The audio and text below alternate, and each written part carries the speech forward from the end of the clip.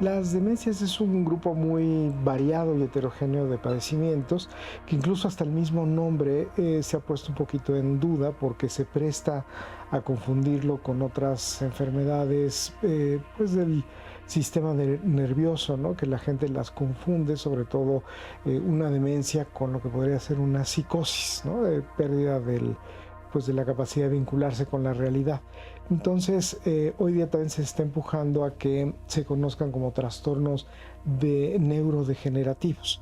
Y en este tipo se conocen, pues hay como tres principales, una que es las tipo Alzheimer, la que se llama por acumulación de cuerpos de Lewy, que bueno, incluye mucho a las causadas por Parkinson, las de origen vascular y unas que se llaman frontotemporales, que son como los grupos principales que hay de demencias o de trastornos neurodegenerativos.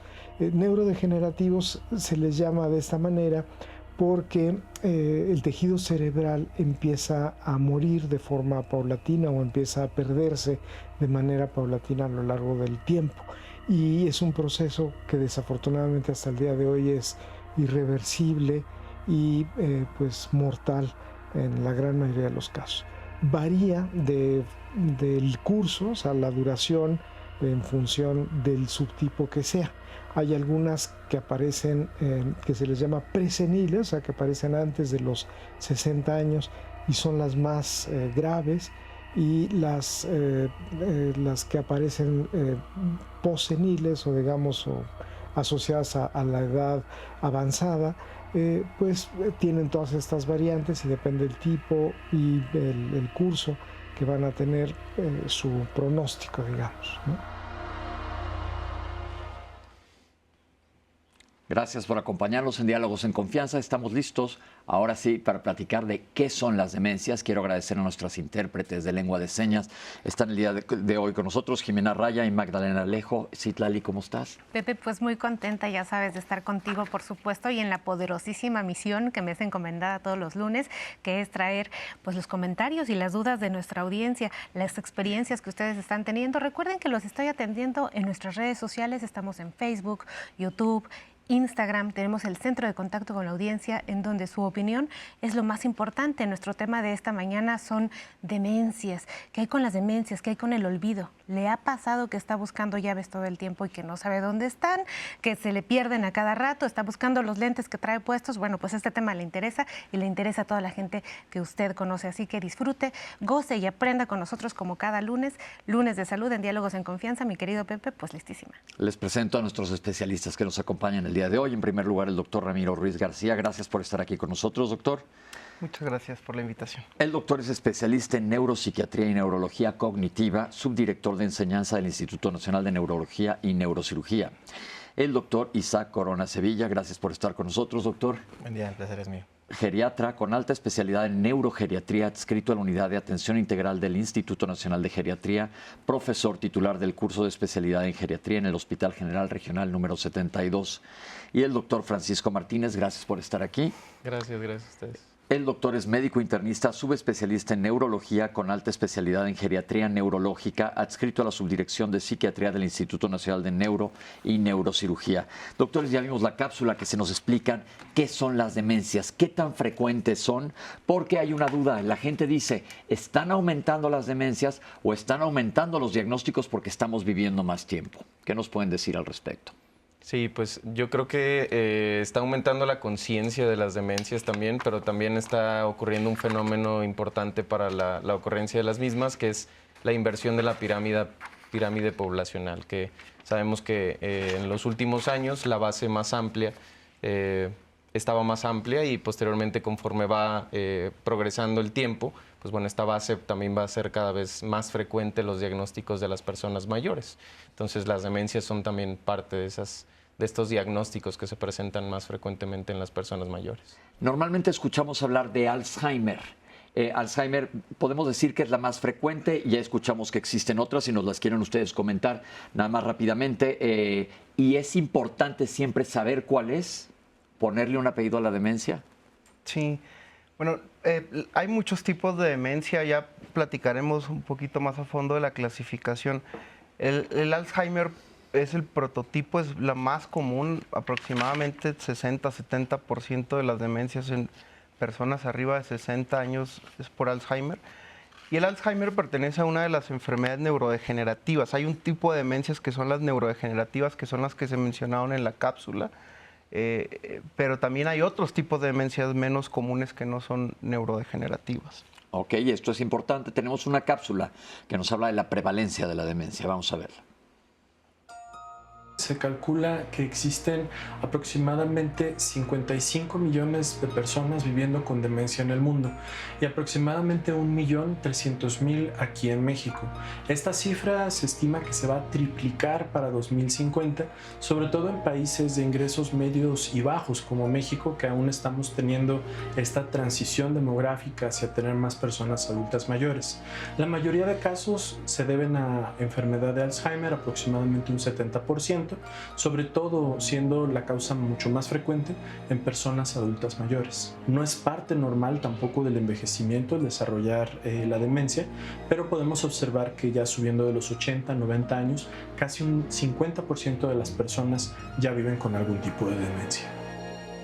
Menos del 5% de casos de demencia se dan en personas menores de 60 años, que es aproximadamente la cifra en la cual ya empezamos con el aumento en la frecuencia de estas enfermedades. Aproximadamente a los 65 años, menos de un 10% de personas pueden tener este tipo de enfermedad. En general a las mujeres sabemos que les afecta más, pero no en todos los estudios se han encontrado de manera tan contundente, y muchas de los estudios que hablan de esto pues hablan también que las mujeres tienen una mayor esperanza de vida y llegan por lo general a ser mayores, por los cuales también pueden desarrollar demencia más fácilmente. Otra cuestión importante también es que el virus, el coronavirus, el COVID, de hecho infecta el cerebro también. Entonces existen algunos estudios también que hablan de algunos síntomas cognitivos posteriores a COVID o de algún empeoramiento también a nivel cerebral debido a la propia infección, ¿no? Entonces hay diferentes cuestiones tanto sociales como biológicas que se asocian a la pandemia y a la demencia. El hecho de que las personas mayores sufrieran de manera desproporcionada de esta enfermedad obligó a que tuvieran que guardarse más, ¿no? A que tuvieran mucho más tendencia al aislamiento social, y eso lleva en muchos casos a la pérdida de puntos de apoyo. Las personas con demencia se benefician de rutinas, de actividades sociales, de estímulos de diferentes maneras, y pues desafortunadamente vimos que eso no fue posible durante la pandemia, lo cual llevó a un empeoramiento en muchos casos de los síntomas de la demencia, de la cuestión conductual, de la cuestión de las funciones mentales de las personas con demencia. Doctores, ya vimos lo que es la prevalencia, qué tan frecuente es, pero háblenos de factores de riesgo y por qué ocurre la demencia. ¿Quién quiera contestarnos? Pues en términos generales, los factores de riesgo que les comentaré a continuación afectan la memoria, los otros dominios cognitivos, obviamente corazón, los otros órganos, de forma importante. Es por eso que el enfoque preventivo es tan relevante. Diabetes, hipertensión, enfermedad o alguna otra enfermedad vascular periférica, trastornos mentales, no de los que se adquieren de forma por algún trastorno genético o por herencia, para que se entienda, sino trastornos mentales que se adquieren al día a día. Lo mencionaban ahorita en la cápsula, por ejemplo, la depresión puede ser un factor de riesgo.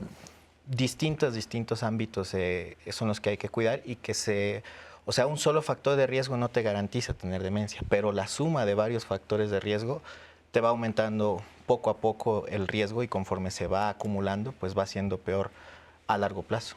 ¿Qué hay de la herencia? Esto es importante. Voy a dar dos casos. Uno que está siendo muy famoso, al actor de Thor, él se llama Hemsworth, se apellida, le dijeron que muy factiblemente vaya a tener. ¿Qué tan importante es la herencia? A mí me preocupa. Mi mamá y mi abuela tuvieron.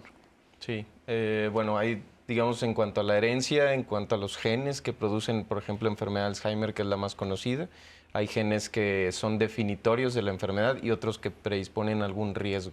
Por ejemplo, el actor, él lo que tiene son genes que predisponen riesgo, pero que no son definitorios de la enfermedad. Es decir, Puedes tener mayor riesgo, pero no quiere decir que te va a dar a fuerza. Así es. Esa es la herencia en general. O sea, yo que tuve a mi mamá y mi abuela no quiere decir que a fuerzas me va a dar, pero estoy en mayor riesgo. Hay padecimientos que justo siguen una línea, digamos, dominante, se le puede decir, en relación a la herencia, y que, por ejemplo, todas las generaciones han tenido personas afectadas con una enfermedad. Ahí es donde pareciera más este factor hereditario, donde algún gen a lo mejor sí puede ser el que esté produciendo la enfermedad, y sobre todo las enfermedades definidas por un gen son las que usualmente se presentan de forma temprana, las que tienen una evolución más grave. ¿Qué es temprano? Temprano son antes de los 65 años. Ojo, porque entonces eso quiere decir que le estás presentando en edades más tempranas, que ya vimos anteriormente que no es lo común, nos lo comentó el doctor. De enfermedades psiquiátricas se habló de depresión, ¿alguna otra? Principalmente, o la que se tiene bien caracterizada es depresión como factor de riesgo solamente. Ansiedad va muy de la mano con depresión, pero como factor de riesgo, depresión es lo que se tiene. Sí. Ok, tenemos una cápsula, vamos a resumir los factores de riesgo para que les queden perfectamente claros y vamos a preguntarle a los doctores, ¿cómo los peleamos? Aquí lo tienen. Pues de hecho uno de los principales factores que hay para el desarrollo de la demencia es la edad, ¿no? Mientras más edad tengamos, es mayor la probabilidad que nos dé un trastorno neurodegenerativo, una demencia, pero hay un sinnúmero de otros factores. Está la salud cardiovascular, en donde están los niveles de colesterol, triglicéridos, que pues tratar de prevenirlos o cuidarlos. La diabetes, ¿no? Incluso se le ha llamado, algunas personas le llaman diabetes tipo 3, ¿no? No es un término completamente acordado, pero es cuando hay un trastorno neurodegenerativo por la presencia de diabetes, ¿no? Porque pues es un factor de riesgo cardiovascular muy importante, endurecimiento de las arterias y falta de riego cerebral. La obesidad, ¿no? Se ha visto que es también un factor de riesgo por lo mismo. El fumar, ¿no? Y el alcohol son de los factores muy importantes de que pues dañan el sistema nervioso, no se diga otras adicciones. El cuidar el sueño, y aquí hay un debate muy importante con el uso de medicamentos para dormir o tener una mala higiene del sueño, ¿no? Y siempre es preferible tener una mejor higiene del sueño, muchas veces si tiene que ser ayudada por medicinas, a tener una mala dinámica de sueño, porque esto va a generar un proceso de demencia pues más probable, ¿no? El estrés emocional o los trastornos de ansiedad, e incluso la presencia de un trastorno psiquiátrico, trastornos psiquiátricos graves como psicosis, tienen un riesgo mayor de presentar demencias o trastornos neurocognitivos. Incluso, por ejemplo, algunas anomalías genéticas como el síndrome de Down, casi la gran mayoría tiene enfermedad de Alzheimer a edades relativamente jóvenes. El aislamiento es otro de los factores de riesgo, la soledad, y a veces esta soledad puede darse por el deterioro de alguno de los sentidos. O sea, la sordera está muy ligada con la demencia o la ceguera, ¿no? Porque precisamente nos genera aislamiento. El no oír las conversaciones o no ver a las otras personas, pues nos aísla del mundo y eso acelera la presencia del deterioro cognitivo. Algunos aspectos de salud generales, la alimentación, el ejercicio, la actividad cognitiva, que son los que buscamos para lo que le llamamos un envejecimiento exitoso, ¿no? Que nos ayudarán a tener más tiempo sanos, digamos. Pues muchísimas gracias, doctor, por estas anotaciones tan relevantes para el programa. Quiero compartirles y, bueno, también invitarles a que nos llamen por teléfono. Recuerden que tenemos el centro de contacto con la audiencia y estoy muy pendiente de sus comentarios al 55 51 66 4000. Y, bueno, pues de esa forma puedo participar en Diálogos en Confianza. Marta Alicia García Dorado, de 66 años, dice que hace un año todavía era ella docente con funciones de jefatura, pero perdí el orden de las clases y olvidaba las instrucciones. Por esa razón, decidió irse a los 66 años. Por supuesto, extraña muchísimo sus actividades laborales porque eso la traía pues muy contenta y ahora pues hay un cierto duelo por lo que deja ver en cuanto a la pérdida de las funciones que antes hacía. Pues bueno, estamos totalmente en vivo en Diálogos en Confianza. Después del corte seguiré trayendo dudas y comentarios. Vaya por un café y disfrute de nuestro programa después del corte.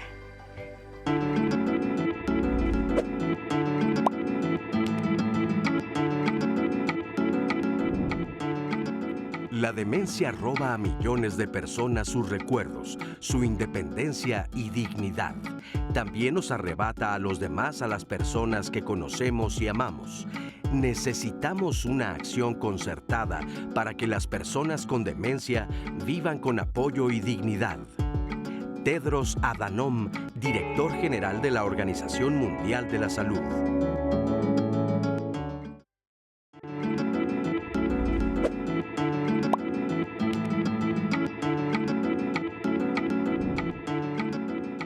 La demencia provoca el deterioro de la memoria, el pensamiento, el comportamiento y la capacidad para realizar actividades. Quienes la padecen pueden perderse en lugares familiares, experimentar cambios de humor, olvidar palabras y sufrir un deterioro de la memoria a corto plazo. Organización Panamericana de la Salud. Estamos de regreso. Regálate tiempo, regálate vida para prevenir el cáncer cervicouterino. Es la convocatoria de la División de Enseñanza y de la Jefatura de Enfermería del Hospital de la Mujer de la Secretaría de Salud. Y mire usted, del 1 al 31 de octubre, esta campaña está vigente. Todas las mujeres pueden ir a hacerse Papá Nicolau de manera gratuita y esto es en la ubicación de Prolongación Salvador Díaz Mirón, número 374, en la Ciudad de México. Le van a estar atendiendo a usted desde las 8 de la mañana hasta las 2 de la tarde, así que ya sabe, vamos a prevenir fuertemente en este octubre rosa, así que bueno, ahí está el anuncio para usted, no hay forma de que no se aplique para ir a esta convocatoria gratuita. Y voy a seguir trayendo las dudas de usted a este foro con nuestros especialistas, doctores. Ofe Acevedo también quiere saber si la demencia le puede afectar a los niños y a los jóvenes. Sí, sí les puede afectar, aunque es muy raro que sea por una causa neurodegenerativa como Alzheimer, pero existen muchas otras. Y lo que ha comentado el doctor de cuando se presenta en edades más jóvenes, ¿qué tan frecuente es? Es raro. En realidad son la minoría de los pacientes. La más común de presentarse en edades jóvenes antes de los 65 es el Alzheimer y luego, por ejemplo, otras demencias como la frontotemporal, que son poco habituales de verlas en la consulta, pero que tienen síntomas muy específicos. José Centu pregunta si la demencia... Que hablen, por favor, de la demencia senil, porque una tía tiene esta enfermedad. Justamente, qué bueno que toca ese tema. El término demencia senil es un término ofensivo, el cual invitaría al auditorio que dejara de usarlo. La demencia senil se refiere, si podemos buscar su significado, se refiere a la enfermedad de Alzheimer. O sea, nada más es una enfermedad, en este caso neurodegenerativa. Entonces, pero si los doctores les explican a las personas que están perdiendo la memoria por la edad. Ahí ya es un poco de desconocimiento del tema sin Inclusive para mí, yo es la primera vez que lo oigo. ¿Sí? Y qué bueno, doctor, que nos lo dices. Hay que aprender a hablar también. Nosotros, médicos también, yo no sabía esto, entonces desaparecer el término de demencia senil. Qué bueno que nos lo dice, doctor. Entonces, ¿qué es lo que tiene la familiar de José que no dice que él tiene demencia senil? ¿Qué cosa tiene? Ahí habría que profundizar en el padecimiento. Podría tener una demencia, podría ser Alzheimer, podría ser de algún otro tipo, pero si alguien lo catalogó nada más con demencia senil, hay que entender también que la demencia también es un término catastrófico, más catastrófico incluso que el cáncer actualmente, porque dependiendo del cáncer, o sea, la persona sobrevive, la persona se puede curar. En la demencia, en el caso, ya no. Entonces, eso es, dar ese diagnóstico es de mucha responsabilidad. José y la tía necesitan otro diagnóstico, definitivamente otra valoración para ajustar solamente en términos de nombrarlo, ¿no? Que es algo muy importante para las personas. ¿Qué pasa con el cerebro con las demencias? ¿Está envejecido? Pues justamente hay que identificar cuál es la causa de la demencia. O sea, si hablamos de una demencia neurodegenerativa, pues si el cerebro sufre, digamos, de forma macroscópica, viéndolo a simple vista, sufre un proceso de atrofia. Se hace chiquito. Más pequeño o de menor volumen, y justamente según el tipo de demencia es qué parte del cerebro es que va a empezar a encogerse o a sufrir ese proceso de atrofia. No es lo mismo hablar de envejecimiento que hablar de demencia. Todas las personas envejecidas no van a tener demencia. Definitivamente no. Y en relación al envejecimiento, lo que sí está descrito es que, por ejemplo, los procesos cognitivos pueden enlentecerse o pueden hacerse un poquito más difíciles de llevar a cabo, pero, por ejemplo, solo por envejecimiento no podríamos esperar que alguien ya tuviera, por ejemplo, dificultades para orientarse en el espacio, o que a lo mejor ya se perdiera o que olvidara cómo utilizar el lenguaje. Eso no son cambios por envejecimiento, puede ser más retardado, pero que ya no lo pueda hacer de forma consistente, eso a lo mejor ya tiene que ver con un deterioro cognitivo. Sí, Pepe. Me llega una pregunta aquí directa que dicen, vi en TikTok a una nutrióloga que dice que si comes azúcar se te va a convertir en amiloide en el cerebro y te va a dar Alzheimer. ¿Que si ¿Es comes verdad? qué? Azúcar. Ah.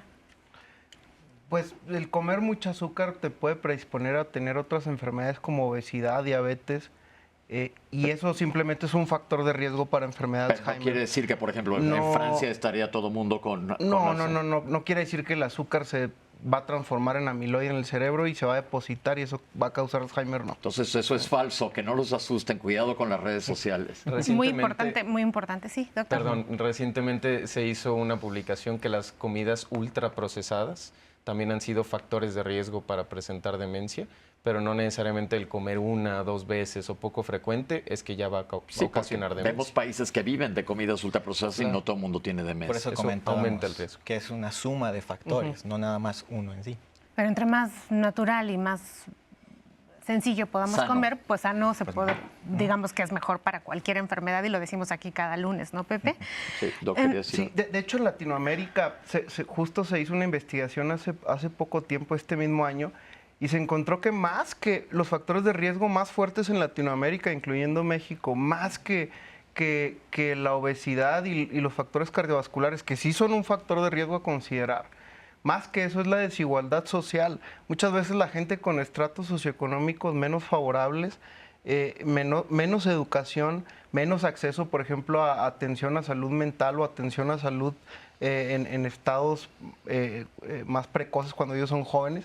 Todo eso tiene mayor carga como factor de riesgo en Latinoamérica o en los países donde existe mayor diversidad y desequilibrio social. ¿Tiene que ver, o sea, se ha asociado con la escolaridad de las personas? Se ha asociado, la escolaridad es un factor de riesgo también. Hay muchos factores de riesgo, la escolaridad es uno de ellos, la baja escolaridad. Nos pregunta una persona, ¿para qué sufren si ya hay chips que se le ponen a las llaves, a los lentes y a todas las cosas que puede uno estarlos identificando? Encontrarlas, Bueno, ¿qué tiene que ver la sordera con las demencias? ¿Es Pues, importante atender la sordera en las personas, doctor? no solo bueno, el déficit auditivo, también el déficit de los sentidos. No quiere decir que tener un déficit de un sentido vas a tener demencia. Sin embargo, el déficit en alguno de los sentidos, el auditivo, el visual, como mencionaba la cápsula anteriormente, provoca que la persona se aísle. Si la persona se aísla, desarrolla ya trastornos psicoafectivos, por ejemplo, la depresión, la ansiedad, y eso sí es un factor para que se desarrolle demencia a un largo plazo. Hay incluso una publicación muy famosa para todos los que estamos relacionados con demencia en una revista también muy famosa médica, donde nos habla precisamente que reducir los déficits sensoriales mejora mucho o disminuye mucho el riesgo de desarrollar demencia. Pregunta, ¿la diabetes causa demencia entonces? No es como tal una relación directa, ¿no? O sea, no diabetes equivale a demencia, pero por ejemplo que la diabetes esté descontrolada es un factor muy importante De riesgo. para detonar procesos neurodegenerativos cerebrales, sobre todo si es mucho tiempo el que ya lleva un ¿Y por paciente qué? descontrolado. La verdad es que es una situación compleja, tiene que ver desde que no se utiliza de forma correcta la glucosa a nivel cerebral, desde que hay mayor inflamación en el cerebro o incluso que los vasos sanguíneos se vuelven, pues más friables, más porosos y Se que puede tapan más llevar fácil. se tapan o incluso llevan a, digamos, algo de inflamación alrededor del vaso sanguíneo. Todo eso, digamos, que va abonando a factores. Cigarro, no hemos dicho. Totalmente relacionado. Desde la baja oxigenación que existe hasta las alteraciones que existen en las arterias. Todo eso es muy importante. Nos llamó Miguel Martínez, de 74 años, de acá a la Ciudad de México, y pregunta si el Alzheimer puede ir apareciendo de manera gradual y pues o con el paso del tiempo se agudiza. ¿Qué es lo que sucede con esta enfermedad? Sí, eso es lo característico de las enfermedades neurodegenerativas, que son las más comunes como fenotipo de demencia.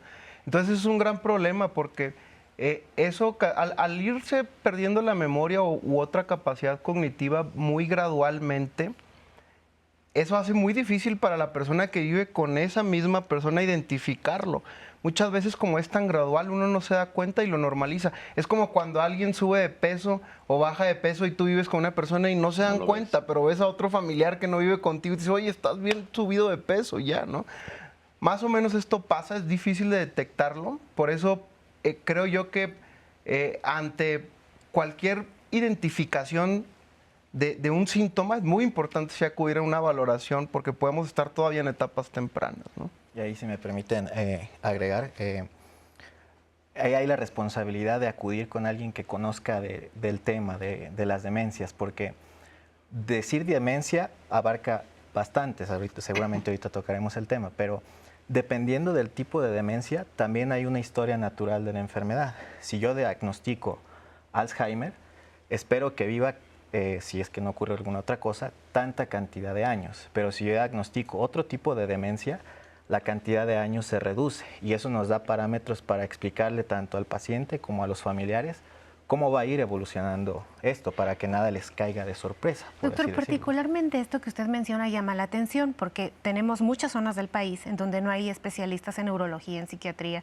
y perfiles tan avanzados. O sea, ¿cómo la persona puede sentirse confiada de que el doctor que le está atendiendo, ya no vayamos al interior del país, sino en las unidades de medicina familiar actualmente, está teniendo la sensibilidad de ser evaluado, de evaluar al paciente justo con estos temas tan importantes para las funciones cognitivas? Ahí primero es responsabilidad del médico, porque el médico, cualquiera que sea, en el ámbito y la especialidad que sea, o incluso los de primer contacto de medicina general, tiene la responsabilidad de estar actualizado, de conocer del tema. No va a diagnosticar, evidentemente no va a tener todos esos conocimientos, pero con la pura detección de que sabe que, señor, señora, lo que usted tiene no es normal, lo voy a enviar con alguien que sí sepa, o vamos a buscar la manera de enviarlo con alguien que sí sepa, con eso es suficiente. Y prácticamente en todos los estados del país hay ya sea un psiquiatra, un geriatra o un neurólogo. En todos los países existen, en todos los estados,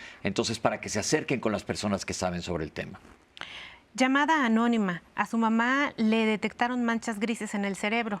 Gracias al papá se entera que justo la mamá tiene signos narcisistas. Según la percepción de la persona que nos llama, es que a ella le está causando este entorno mucho daño. Es la persona que la cuida, se acaba de enterar de esto y se quiere alejar, pero no sabe qué hacer. O sea, ¿la abandona? ¿No la abandona? ¿Qué hace?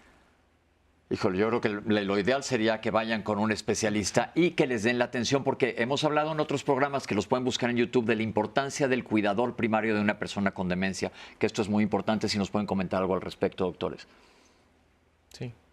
Bueno, el cuidador primario es, digamos, esencial para la atención de una persona con demencia. En realidad, muchas veces, sobre todo cuando ya el paciente pierde autonomía, que ya pierde, digamos, la capacidad de realizar las actividades diarias, que de hecho se pueden dividir en las actividades instrumentadas o las actividades básicas, que digamos tienen que ver con procesos más complejos, las instrumentadas, las básicas con actividades más sencillas de autocuidado y demás, pues es que el familiar o el cuidador primario es que tiene que entrar a hacer esas funciones para el paciente. Obviamente el cuidador primario aquí pues es una persona vulnerable, dado que pues además de atender sus propias necesidades tiene que atender a alguien más. Entonces es una persona que también tiene que tener los cuidados necesarios de parte del médico, de parte de incluso su entorno, ver que tenga un apoyo social, que tenga, digamos, una red de apoyo con sus familiares, amigos, para aligerar la carga que puede esto representar, ¿no? Entonces sí es esencial, diría yo.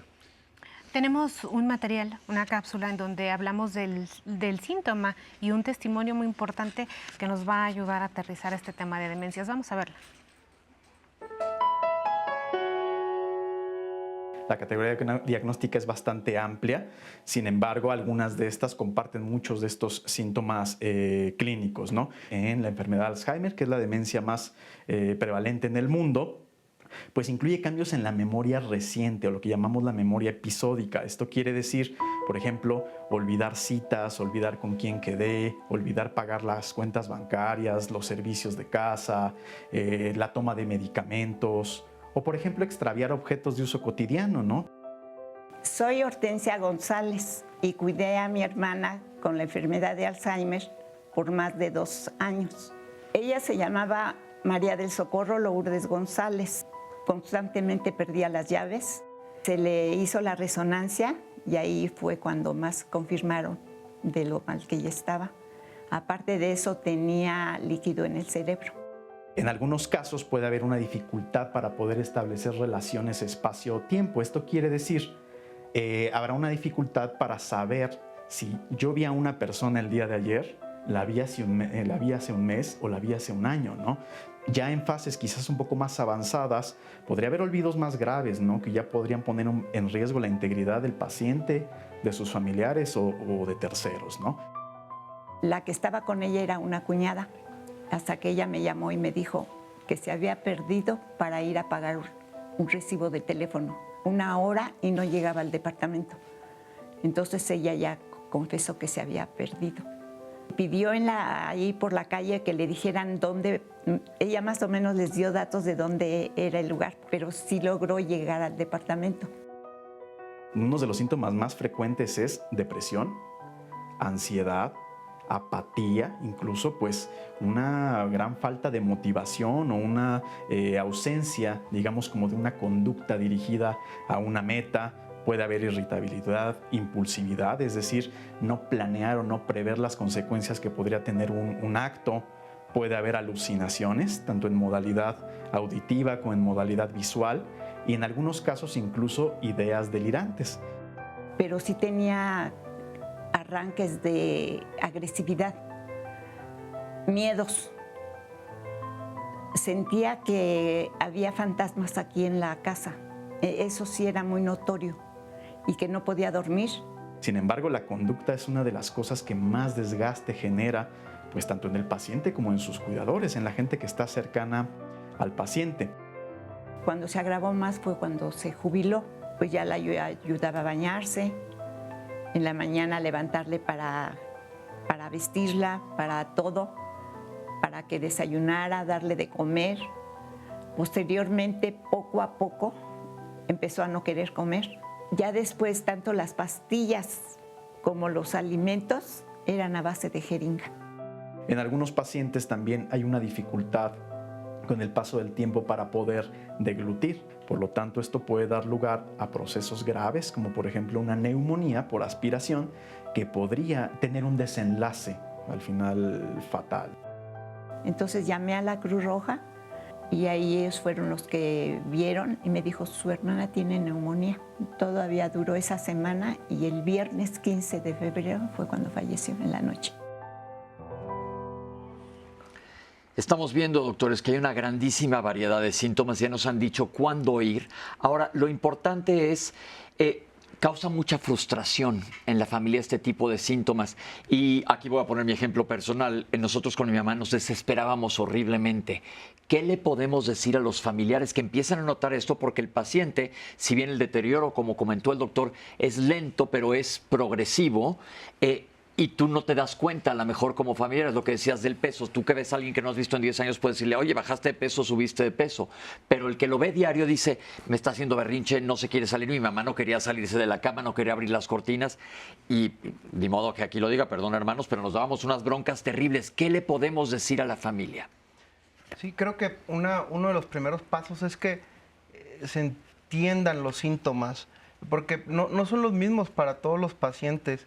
Y dependiendo del grado de la enfermedad también van a ser distintos. Una vez que se entiendan los síntomas va a ser más fácil para los familiares lidiar con algunas cosas, porque es típico el escenario de, oye, mira, te traigo a mi paciente, pero todos los días tengo problema con él porque dice que deja sus llaves en un lugar o su dinero en un lugar y piensa que yo se lo robo, que yo se lo escondo, pero realmente él lo perdió, ¿no? Y yo no tengo nada que ver.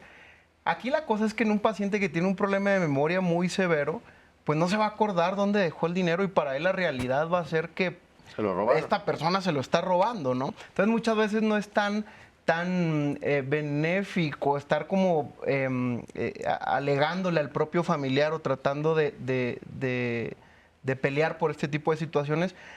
Ese es un ejemplo, pero así existen muchos. Hay otros tipos de síntomas que pueden generar otro tipo de conductas, irritabilidad. Casi siempre, por ejemplo, un paciente que está bien irritado y enojado y que con la mechita bien corta, casi siempre hay algo de depresión ahí. Entonces muchas veces a nosotros nos corresponde también detectar ciertos síntomas para ayudar a que los familiares tengan menor carga por parte del paciente. Y otra cosa muy importante, pues también ayudar a los familiares a que no les dé burnout o a que no les dé este síndrome del cuidador, que muchas veces se habla de esto, porque es desgastante, es muy desgastante esto. Y apoyarse de grupos de apoyo, asociaciones que existen y tomar medidas no farmacológicas en etapas tempranas, creo que es bastante valioso para evitar muchos problemas conductuales en un futuro o para disminuir el riesgo de que aparezcan al menos, ¿no? Hemos hablado prácticamente de síntomas a nivel de sistema nervioso central, sobre todo cognitivos. ¿Se asocian otros síntomas o aparecen otros síntomas más sistémicos después? Sí, pero son derivados no como tal de la demencia per se, son derivados de los cambios físicos que se fueron condicionando por la pérdida de funcionalidad que va teniendo el paciente crónico, en este caso del trastorno cognitivo. Es decir, conforme la enfermedad avanza, el paciente va perdiendo capacidades distintas y va requiriendo más apoyo, que es donde nos aparece el colapso del cuidador, que es el término que así le damos en geriatría, pero es punto y aparte, como ya lo mencionaba mi colega. Aquí, una persona que va perdiendo capacidades, al final del día, o bueno, al final de la enfermedad, va a terminar postrado en una cama, sin capacidad de moverse por sí mismo. El cambio que se va realizando en el organismo por esa postura, o bueno, por esa falta de movilidad de forma crónica, sí va condicionando cambios en el organismo. Dolores, contracturas, a nivel osteomuscular, cardíaco, respiratorio, gastrointestinal, en prácticamente todos los sistemas del cuerpo. Entonces, es decir, no es causa directamente de la enfermedad, pero es una causa secundaria a lo que va llevando la enfermedad. Es como decir, alguien tiene un problema que no puede caminar por una sección medular, está en silla de ruedas. El hecho de que se lastime la piel en la silla de ruedas no tiene que ver con que se seccionó la médula, sino por las condiciones a lo que lo ha llevado. Son ejemplos para que captemos que son causas directas y causas indirectas de lo que nos está causando la enfermedad. Ahora, otra cosa importante, doctores, ¿qué tan rápida es la progresión? Porque hay personas que pueden progresar muy rápido y otras que van pianito, muy lento. ¿Y de qué depende?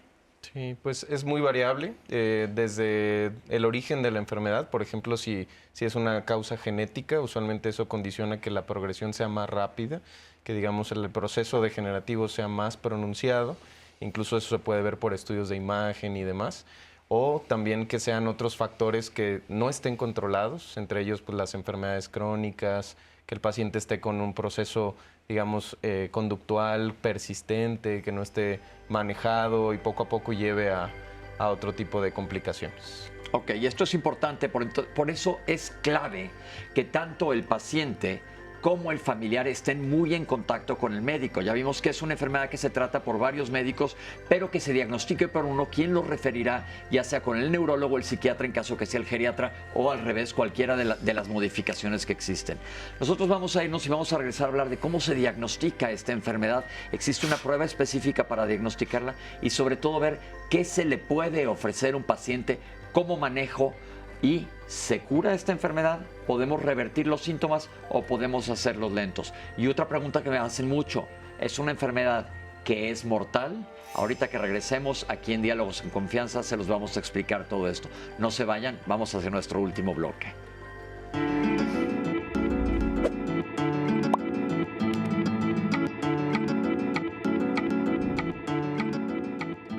La demencia no afecta exclusivamente a las personas mayores, pese a que la edad es un factor de riesgo. Mantener un estilo de vida activo, una dieta saludable, participar en actividades sociales y evitar fumar y beber alcohol puede reducir su aparición.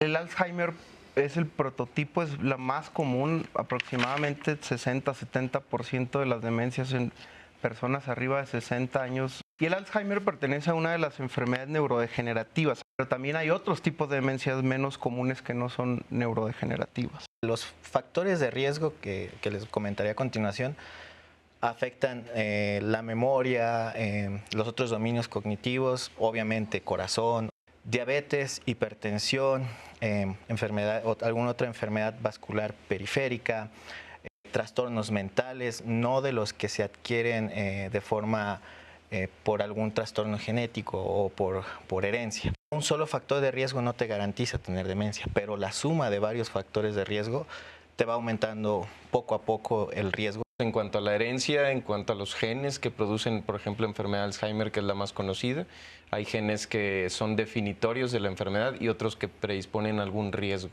Las enfermedades definidas por un gen son las que usualmente se presentan de forma temprana. ¿Qué es temprano? Temprano son antes de los 65 años. El término demencia senil es un término ofensivo, el cual invitaría al auditorio que dejara de usarlo. La demencia senil se refiere, si podemos buscar su significado, se refiere a la enfermedad de Alzheimer. O sea, nada más es una enfermedad, en este caso neurodegenerativa. La demencia también es un término catastrófico, más catastrófico incluso que el cáncer actualmente, porque dependiendo del cáncer, o sea, la persona sobrevive, la persona se puede curar. En la demencia, en el caso, ya no. Si hablamos de una demencia neurodegenerativa, pues sí, el cerebro sufre, digamos, de forma macroscópica, viéndolo a simple vista, sufre un proceso de atrofia. El déficit en alguno de los sentidos, el auditivo, el visual, provoca que la persona se aísle. Si la persona se aísla, desarrolla ya trastornos psicoafectivos, por ejemplo, la depresión, la ansiedad, y eso sí es un factor para que se desarrolle demencia a un largo plazo.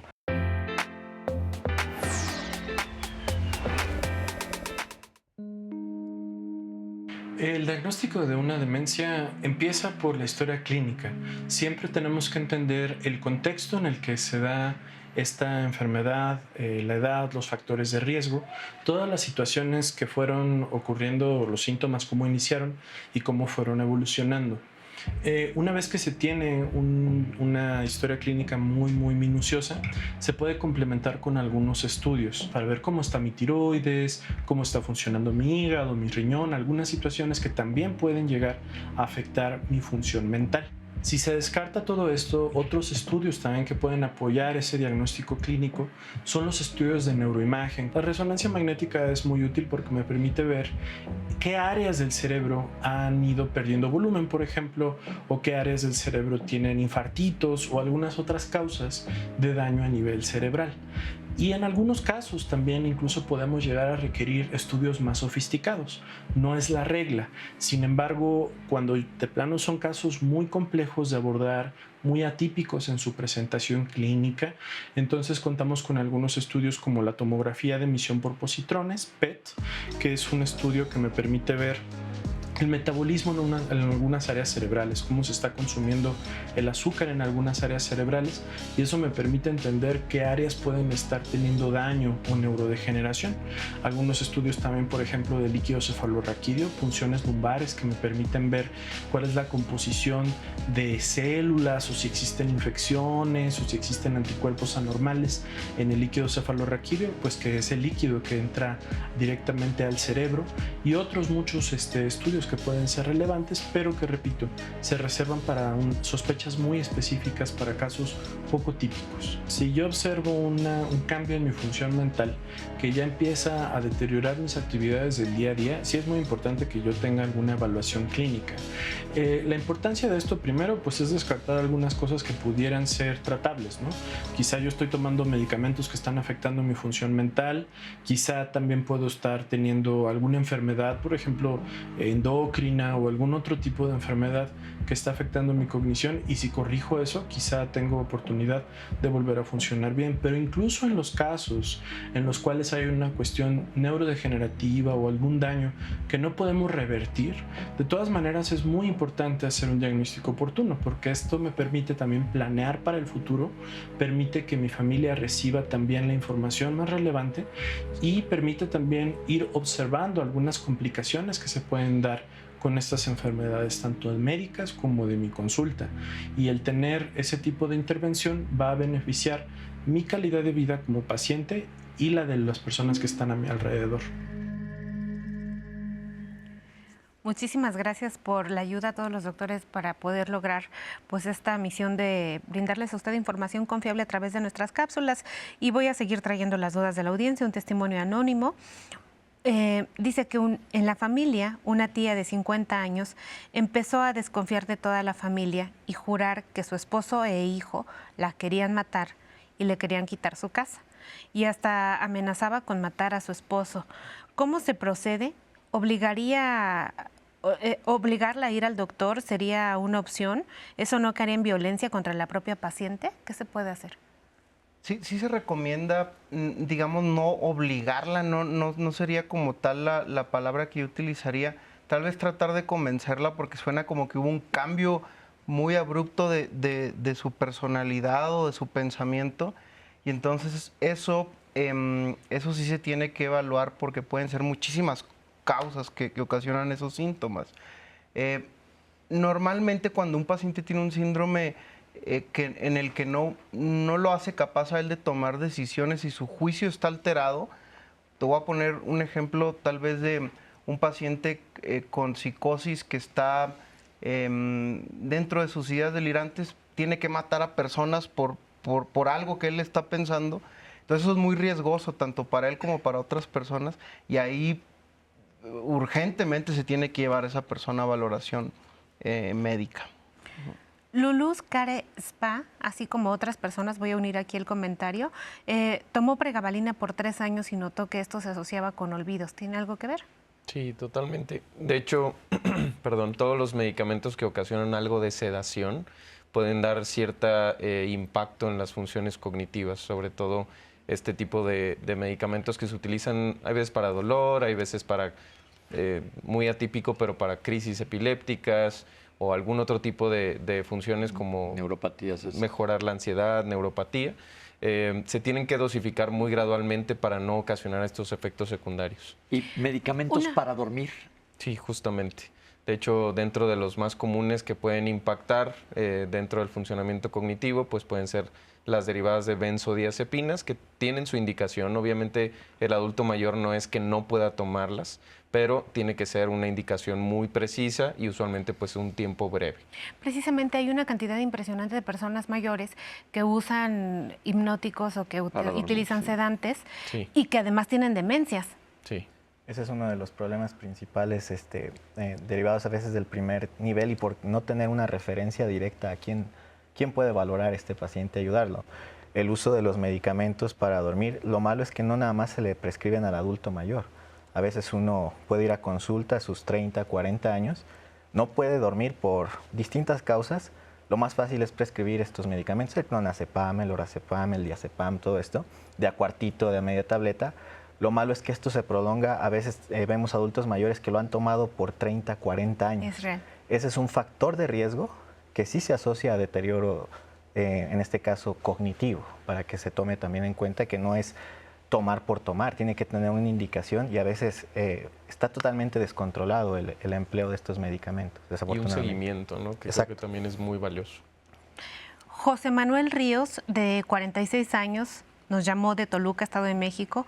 ¿Cómo se da la pérdida de memoria en las personas mayores y cómo podemos darnos cuenta de que nuestros familiares tienen una demencia? De esto hemos estado hablando en el programa, pero estas son las dudas por su padre, que tiene 77 años y a veces olvida algunas cosas. Su temor es que se pierda cuando salga y de pronto no lo puedan encontrar. Claro. Que lo lleven a consulta, yo creo que sería lo ideal, ¿no? Sí, claro, porque los síntomas pueden ser muy variables dependiendo del tipo de demencia, dependiendo de la persona y demás. Gracias, doctores. Llamó Esperanza Santa María de Coacalco. Ella tiene 65 años y la mamá tiene 88 años. Sufrió una fractura de cadera, la operaron hace una semana y desde entonces tiene demencia. Le dijeron que eso era por la fractura de cadera, pero eso tiene asociación. ¿Qué pueden hacer? Y habría que ver más bien si no está teniendo otro padecimiento muy común a esas edades, y, desafortunadamente, porque lo ideal es que no padecieran, que se llama delirium.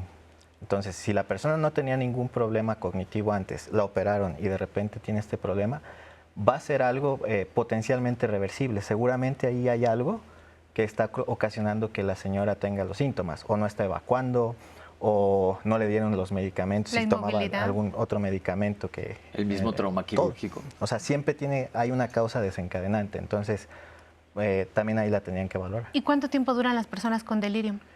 Hasta que se atienda la causa. O sea, si lo que la está causando es que no puede evacuar, la persona hace del baño y va recuperando poco a poco. Si se prolongaría más allá de 3 semanas, yo creo que ya tendría, o más bien urgiría, que ya bueno, desde ahorita ya necesita atención, pero ya más de 3 semanas ya es algo sumamente urgente.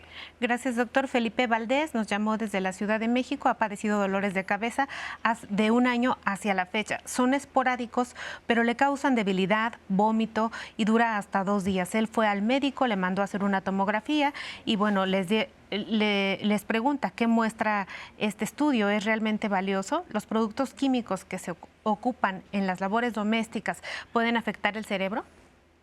Bueno, rara vez estos productos pueden ocasionar alguna toxicidad, sobre todo si es un consumo o más bien una exposición muy fuerte o muy repetida por mucho tiempo, pero si los síntomas, digamos, no tienen que ver con deterioro cognitivo, más bien sería de descartar si este fue la razón, el utilizar este tipo de sustancias, o ver otras causas que son más comunes en relación a dolores de cabeza, náusea, vómito, que también se pueden llegar a presentar en conjunto. ¿Y la tomografía le sirve a las personas para hacer diagnóstico?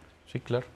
Pero no es un estudio patognomónico, es decir, no es un estudio que definitivamente te diga tiene este diagnóstico. Como vimos en la cápsula, son apoyos para el diagnóstico, pero no es como, por ejemplo, si padezco de diabetes, me van a hacer un estudio y ahí me va a decir si tengo diabetes. Aquí no es el caso que un estudio de imagen te resuelva la situación. Para nada. De hecho, según el tipo de dolor de cabeza y según los síntomas, cómo ha evolucionado, es que ya se indicaría si requiere o no una tomografía.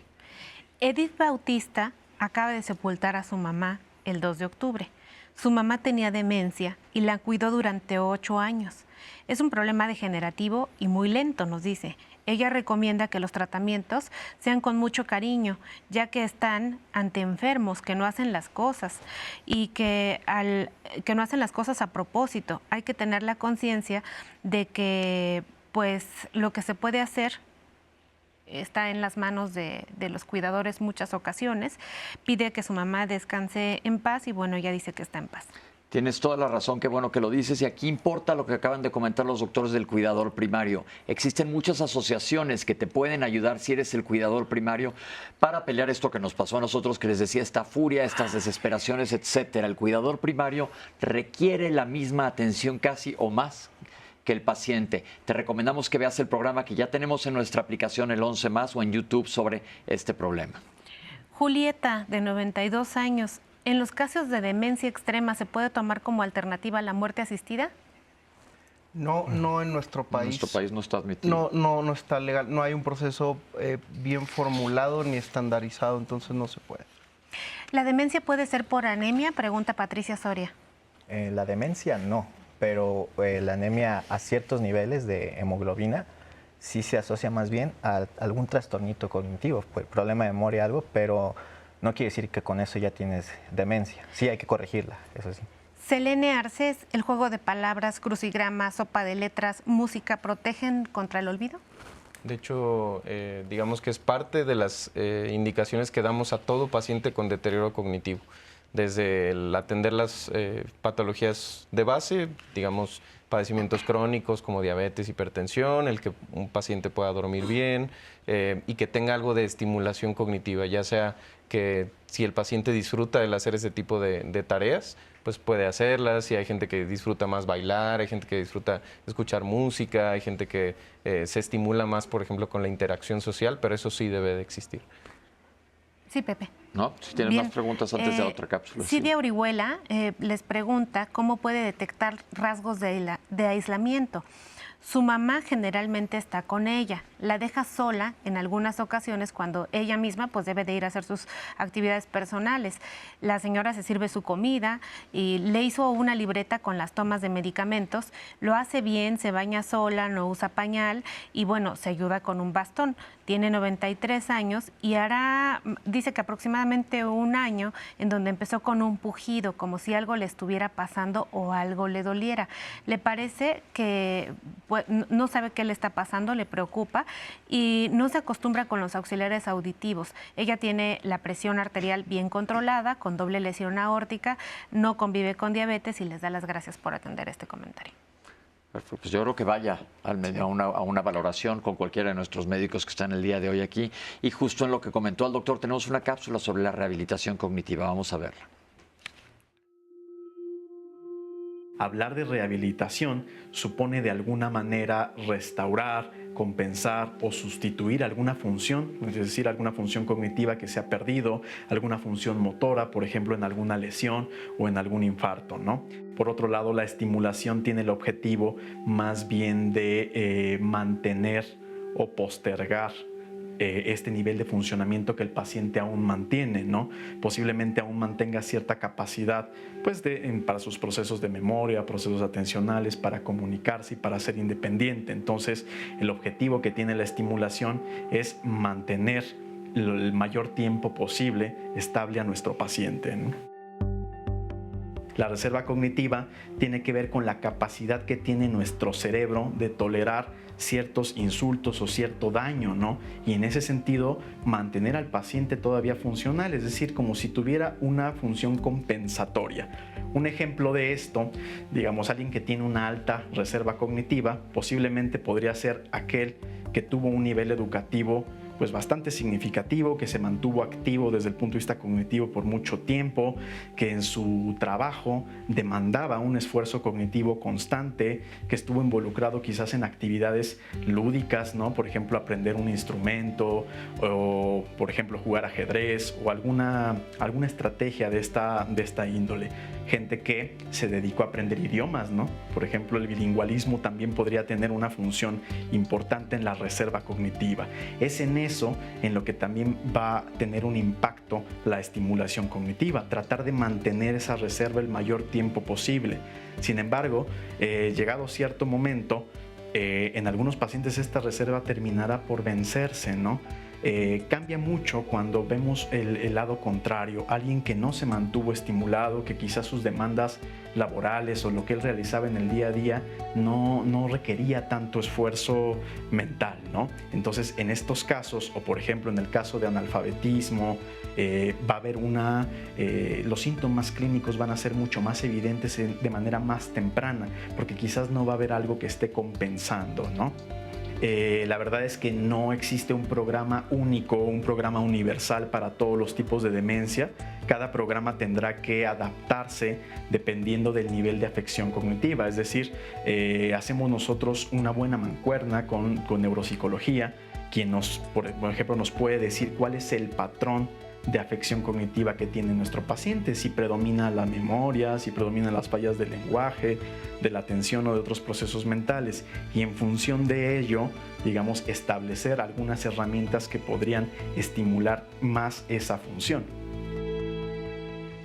Doctores, ¿podemos decir entonces que es un traje a la medida el tratamiento? Sí, mencionar antes que nada que actualmente el tratamiento que podemos dar de forma generalizada, hay algunos medicamentos que de forma común le llaman antidemenciales. Esto no es así. El objetivo del tratamiento en un paciente ya con una demencia establecida, todo el tratamiento que ofertemos va enfocado no en recuperar la memoria, porque eso es imposible, porque ya estamos del lado de la demencia. El tratamiento va enfocado en hacer o intentar que el paciente se preserve lo más que se pueda de forma independiente y todavía valiéndose, para que se entienda, valiéndose por sí mismo, que el familiar intervenga poco, en lo que avanza la demencia y llegamos a donde aparecen ya otros trastornos, en este caso conductuales, que ya se vuelve más pesado, hasta el punto donde ya están postrados en una cama que requieren atención al 100%. 24 horas. Entonces, el objetivo de los antidemenciales, mal llamados, lo repito, es hacer que la demencia trate de progresar un poco más lento, que no avance tan rápido, por así decirlo, en el caso de la degenerativa, y que el paciente se mantenga independiente lo más que podamos estirar esa capacidad. Yo creo que es muy importante lo que nos está diciendo el doctor. No existe una cura. Cuidado con la gente que te ofrece productos milagrosos. No hay cura. El objetivo del tratamiento que te va a dar el médico es hacer más lento el proceso, que se mantenga el paciente lo más funcional posible. Esa es la clave. ¿Estamos de acuerdo? Porque la gente dice, no lo veo que mejora, no lo veo que mejora. No hay un medicamento, sino que atacarán los síntomas principales. ¿Estamos de acuerdo o no? Sí, con respecto a eso, a mí me gustaría mencionar que el proceso de cómo llega a darse una demencia, digamos, cómo se genera en el cuerpo, es que intervienen muchos factores. Entonces, por eso es que no se ha llegado a tener un tratamiento específico que revierta la enfermedad y proponga una curación. Entonces, por eso es que actualmente los tratamientos pues se enfocan en ciertas de estas vías que inciden en que a lo mejor el cerebro produzca degeneración, pero no hay algún medicamento que altere todas ellas como para detenerlo o llegar a curar. ¿Y si se puede prevenir entonces? Ajá. O sea, es justo, porque... ¿Qué hacer? Ajá. Sí, justo aquí yo me gustaría tocar otra vez el tema de los tratamientos no farmacológicos que incluyen mucho estas rehabilitaciones cognitivas. Digamos, los medicamentos antidemenciales, como se les ha llamado malamente, controlan cosas, estabilizan por cierto tiempo algunos síntomas y controlan ahí algo de la química del cerebro. Sin embargo, el aprender cosas nuevas, que sí se puede, los pacientes con demencia, claro que pueden aprender cosas nuevas, tal vez no como antes o como en su estado basal, pero es exactamente lo mismo que alguien que tiene un infarto en el cerebro y no puede mover su brazo izquierdo, pues si nunca lo mueve, a ese paciente le va a ir mal y jamás va a poder mover ese brazo izquierdo, pero si lo empieza a rehabilitar y lo empieza a mover desde las etapas tempranas del infarto del cerebro, le va a ir mejor. Acá es algo similar. En demencias, si un paciente aprende un nuevo idioma o aprende a tocar un instrumento musical, muchas veces lo de los crucigramas lo mencionamos. Los crucigramas yo dudo que sirvan para algo, o las cosas que el paciente ya conocía, eso no sirve mucho, pero el aprender cosas nuevas es lo que ayuda. Entonces hay que seguir activando nuestro cerebro lo más posible. Doctores, ¿es mortal antes de irnos? ¿Sí o no? No por sí sola. No por sí sola, sino por las consecuencias. Llegamos al final del programa. Doctores, muchísimas gracias por habernos acompañado. Citlali, nuestros intérpretes y sobre todo tú en casa que nos acompañas todos los lunes. Muchísimas gracias. Esto fue Diálogos en Confianza.